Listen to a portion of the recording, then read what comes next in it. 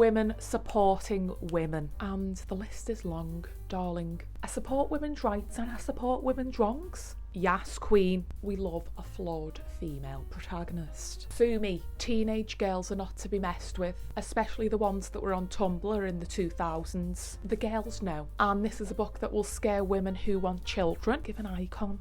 Icon alert. I'm just like, can women catch a break? You might be thinking, Rachel, that's a basic choice.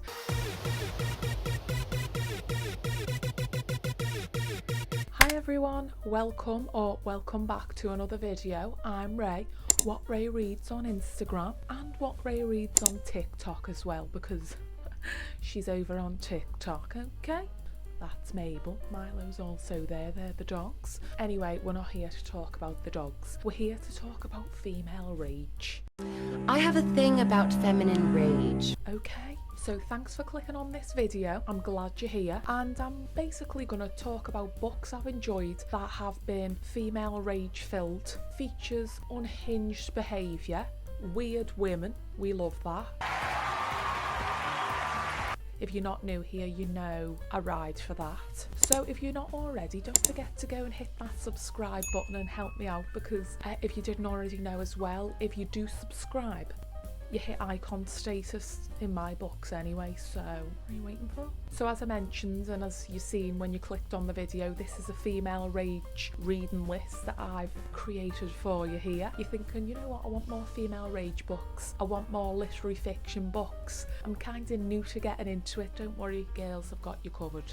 And these are unique books and stories that have stayed with me. Some are new, some I'm currently reading, some I read a while ago, but they've just like stayed in my mind forever and ever. So without further ado, I'll stop yapping on and we'll get right into the books. First up is Gone Girl by Gillian Flynn. Is it Gillian or Gillian? Let me know. You might be thinking, Rachel, that's a basic choice. But yes, you see, it may be considered a basic choice, but it's actually illegal to have a female rage reading list without including Gone Girl, because, you know, she basically is the most prominent unhinged female protagonist in the zeitgeist, so we have to include her, plus it's iconic. And if you're one of the few people who doesn't know about Gone Girl, or you've never read it or haven't watched the David Fincher film adaptation, it follows a married couple, Amy and Nick, who move from New York City to Missouri, and after the move the marriage starts to crumble when Nick starts spending less time at home, Amy's feeling isolated, and then one day Amy goes missing, and who's the prime suspect? It's always the husband.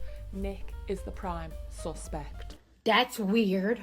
And the story's told in a very engaging dual narrative from Nick's point of view and like present day, and then sort of not necessarily flashbacks but the diary entries from Amy's journal, in which she exposes that the relationship may not have been as, you know, sunshine and rainbows as it may have seemed from the outside. And the book's such an incredible exploration of a truly complex female protagonist and character who pulls at the threads of the life she's expected to lead, the behaviour she's expected to exhibit as a wife. She's like, I ain't someone's housewife, sweetie darling. No ma'am.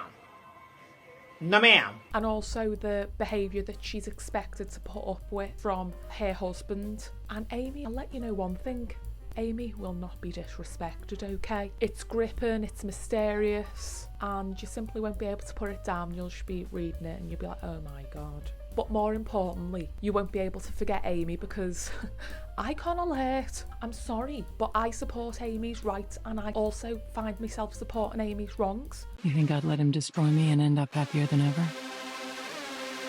No fucking way. He doesn't get to win.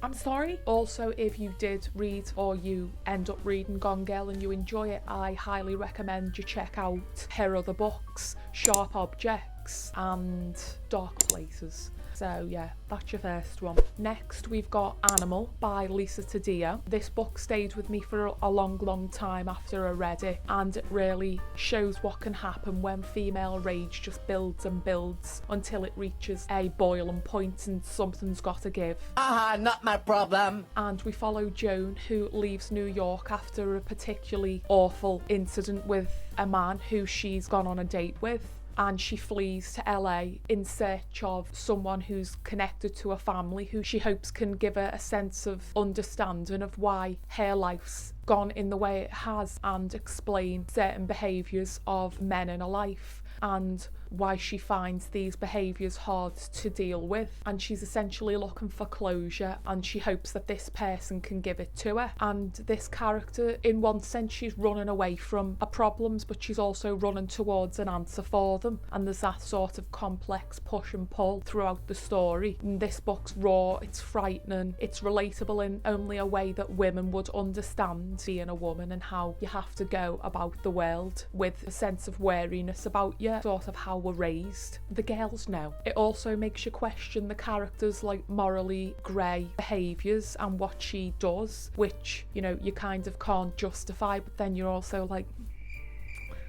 but can she?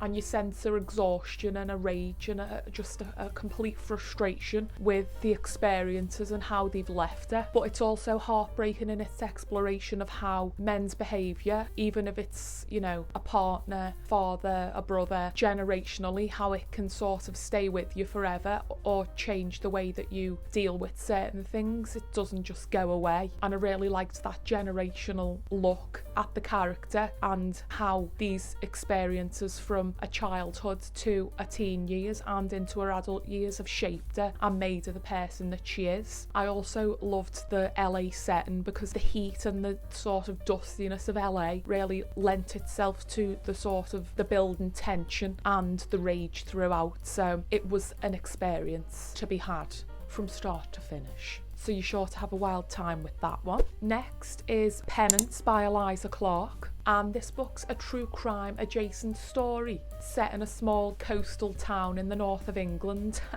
North represent. And it follows a group of teenage girls who become infamous when one of the friends is found brutally murdered and they're blamed for it. Right to jail. It's told in sort of flashback interviews with a journalist who wants to write a tell-all book about it. And this journalist is untrustworthy to say the least. Well, there it is. He says he's telling the truth, but is he?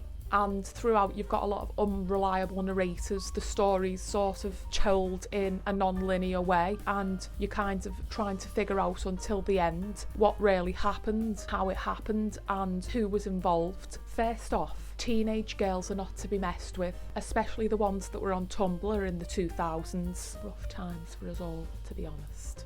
And this book has an eerie small town feel, which adds to the sort of puzzle really. It's teenage frustration and angst at its finest, and as I said, there's a lot of characters' points of view and a lot of unreliable narrators, so you're puzzled at what you can believe. And Eliza Clark's writing and characters are just so rich on the page that you are just all in, and they feel very real, and they're usually not very nice as well, but we can't stop reading, so we love a flawed female protagonist.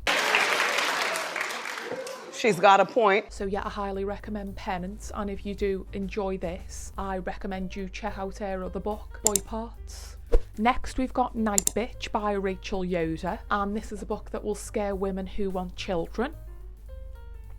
Just kidding. Following a new mother who's struggling with the realities of being a new mother, motherhood, all that it entails and the responsibility and pressures of it. She's seeing her career fade into obscurity and become overwhelmed with the responsibility of her new child and the daily realities of motherhood, and having a husband who's gone more than he's there. Nothing new, nothing changed, same old shit. Who barely helps. This story highlights the life-changing events of bringing a child into the world and creating life in general, but also how it impacts the woman's body, the mind, and the psyche. And the thing is with this book is this woman thinks she's becoming an animal. Oh my god, what is that? Because let's be honest, growing a child, birthing a child, rearing a child's very animalistic. Let's just be honest about that. And as I said, you know, creating life's pretty iconic, so That's Mother. the behaviours that unfold in the book, I'm a bit like, good for her. Good for her. So yeah, this book's given unhinged new mother core. It's animalistic, it's empowering, it's funny, it's dark, and it's like nothing I've ever read before. And I just want every woman who's had a child to read it, because I think they'll be like, well, yes.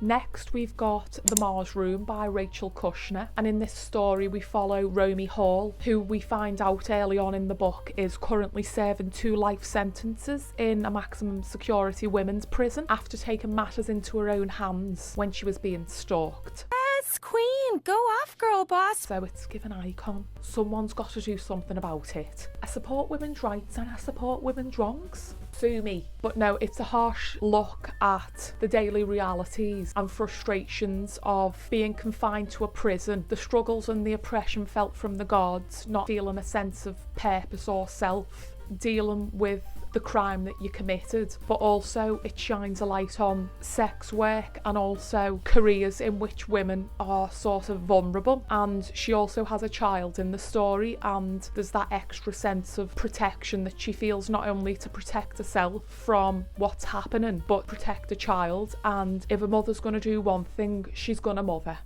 Okay. And it highlights how when crimes are committed in the judicial system, women are often treated more harshly, punished more harshly for crimes that men commit, but they're not treated as harshly. It's almost like the woman's punished further for standing up. And throughout the story there's really this prolonged, intense simmering rage, and although I read it a while back now, I can still sort of remember how it made me feel, and I still think about it regularly. Plus I just watched the film Honora, and there's moments of the way she's treated in that has sort of similarities to the book, and I'm just like, can women catch a break? You don't respect us. Drag her. And we just want to slay all day. Let us live our lives. But yes, that's an interesting character study that highlights, you know, I'm taking this female rage into my own hands, if you catch me drift. The next book is called Out by Natsuo Kiring, and this book was actually recommended to me by someone in the comments on a previous video, and I read up on it and I was like, that sounds iconic. Add to cart. So I thrifted the book and I haven't read it yet, but it's very high on my TBR, and I was like, this is giving female rage, it's going on the list. So I've read the synopsis and I'm going to give you sort of my interpretation of how I think the story is going to unfold in the book. From what I've read, it's given icon, legend, moment. So it follows a woman who works the night shift at a factory, and she's coming to the end of a rope with her husband's behaviour and antics, and one day she just snaps and kills him, and a friend at the factory help her cover it up. Women supporting women. That's what we love to see. And it's said to be a look at violence in society, violence against women, and how the constant pressure to be a certain way and to accept certain behaviours or aggressions. Women are bound to snap. I've had it officially! No one is going to be prodded so much that they're not going to react. Speaking of snapped, did anyone ever watch that TV series? It was like kind of a crappy documentary series, and it was called Snapped, and it was about women who committed crimes because they snapped. Yeah, I can't wait to read this book, it sounds amazing. Next we've got The Eyes Are the Best Part by Monika Kim, and this is a book that I'm currently reading, or shall I say listening to, on audiobook. I'm like 40% in, and it's very unusual and simmering with rage, as I keep saying, but you know, we're building the tension. And it's said to be a feminist horror and a good for her book. I seen that on like a review, and it was nominated for Goodreads horror, fan voted I think. But it's a psychological horror about the experiences of one woman, G1, whose life isn't going to plan. A dad has left the family for another woman. She's not gotten into the school that she wants. She's struggling, she's isolated. And then a mum makes it worse by bringing home a horrible new boyfriend who she can't stand. Oh, Lord. Again. And the men on the campus at university are just creepy, sexist, misogynist, racist. And she's just like, is this life? Is this all there is? And it's said to be the story of one woman's unravelling and how she discovers the only way to sort of satisfy or to release this tension that's following around is to carry out violence against those who've wronged her. And the list is long, darling. As I said, I'm only about 40% into the book, but so far we're getting a lot of background on the character and really building a complex character who we're starting to sort of see interwoven frustrations and unusual behaviours, shall we say, fantasies. But I still have a long way to go in the book. All right, Cassie. You got a long way to go.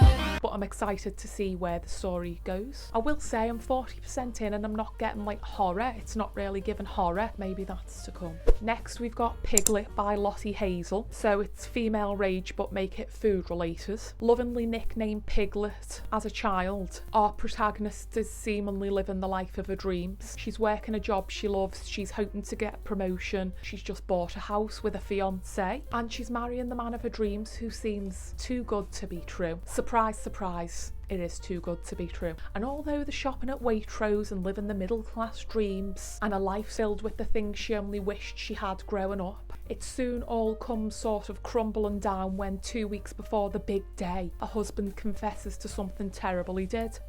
I just spat. Piglet is enraged, but she's also numb, and to soothe herself, she finds comfort in the only thing that has ever sort of been there for her, and that's food and her appetite for things and indulgence. This story really cleverly explores class, gender dynamics, and the pressures of being a woman and our appetites, but it highlights how we'll never really be satisfied unless we sort of accept who we are first, no matter what we're chasing or what we want to achieve. And the last 100 pages of the book, it's the type of rage-induced outburst that you could sort of fantasize about when anyone sort of pisses you off. And I was just like, yes, queen, you go, girl. Next we've got Motherthing by Ainslie Hogarth, and this is female rage for those who hate your mother-in-law. Just kidding. But it's a weird little book that kept me guessing until the end and blends themes of horror, body horror, elements of thriller and just unhinged weirdness, really. We follow Abby and Ralph, a couple who seemingly have a lovely relationship, and they move in with his mother, and the mother can't stand Abby, and Abby just wants to be liked. She has a lot of love to give and the mother's just like no. But when tragedy strikes and Ralph's mother suddenly dies, he falls into a deep depression and Abby just wants to sort of fix everything. She's like one of those, a fixer, you know, she wants to make everything right. That's her love language. And she wants to make sure the relationship remains strong. But then she starts getting sort of haunted by the ghost of a mother-in-law, and she has to sort of do everything she can to stop herself from getting lost in this alternate reality. She also works in a care home and has a bond with one of her patients, and she feels like strongly pulled to her because she sort of accepts the love that she has. And she has a daughter who's trying to take her out of this care home to put her in one that's much more convenient and cheaper for her, and Abby's just like, too many things are changing and I won't stand for it. So with her life at home and work crumbling, her frustrations growing, and it's not long before Abby's gonna snap, and snap she does. And finally we've got The Vegetarian by Han Kang, and this is quite a haunting but touching book that follows young Hai, who begins to push against what is expected of her from society, her family, her husband, and her role as a wife. And it takes a simple choice of choosing to no longer eat meat and become vegetarian. That's too much for, you know, her husband or a family to take. And the pushback from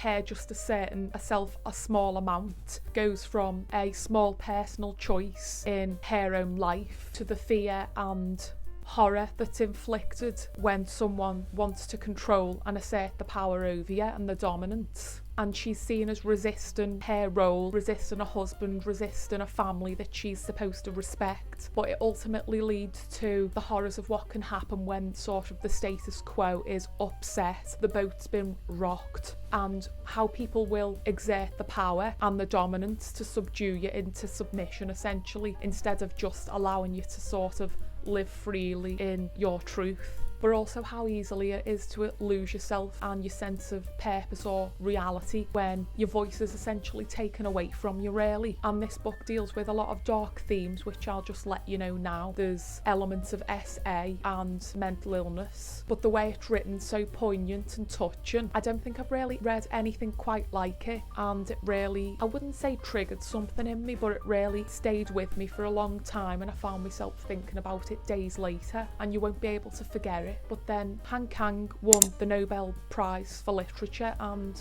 that's why, obviously. So yeah, that was a list of books that tackle female rage in different ways. All the characters from these stories either really stayed with me or stood out, and they sort of changed my reading journey for the better, really. As I mentioned as well, I tried to pick books that I either loved, want to read, or think you'll enjoy, but also books I haven't mentioned a lot before, so you may be thinking, oh, she should have included this, but I don't want to mention the same books, you know, all the time. And I have so many more recommendations for this sort of subgenre, shall we call it. So if you want a part 2, I'm happy to oblige. Let me know in the comments, and I'll happily supply you with more female rage books. Okay? As always, recommendations in the comments below, because I've found some really good books from your recommendations. Thanks for being here as usual. I appreciate you all. If you'd be a doll, don't forget to like, comment and subscribe. It helps the channel out more than you realise. I hope you enjoyed the video. Take care, and I'll see you in the next one. Bye!